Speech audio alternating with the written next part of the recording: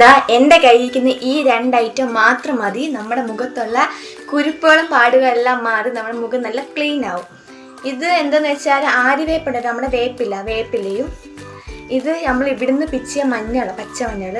കടയിൽ നമ്മൾ പൊടി വാങ്ങിക്കുന്നതൊക്കെ ഏറ്റവും നല്ലത് നമ്മൾ വീട്ടിൽ കിളിപ്പിച്ച് മഞ്ഞൾ പിച്ച് തന്നെ. അപ്പം ഇത് എങ്ങനെ നമുക്ക് റെഡിയാക്കുന്നതെന്ന് നോക്കാം.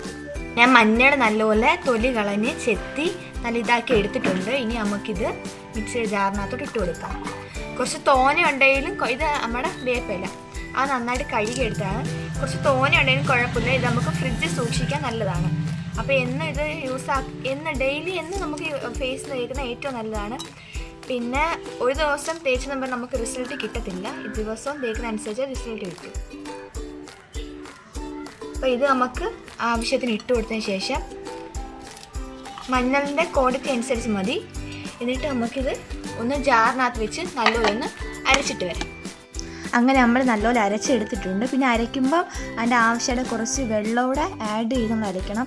വേപ്പായതുകൊണ്ട് നല്ലപോലെ അരയാൻ കുറച്ച് പാടാണ്. അത് നമുക്ക് മുഖത്ത് നല്ല ക്ലിയർ ആയിട്ട് നമുക്ക് ഫുൾ ഇട്ട് കൊടുക്കണം.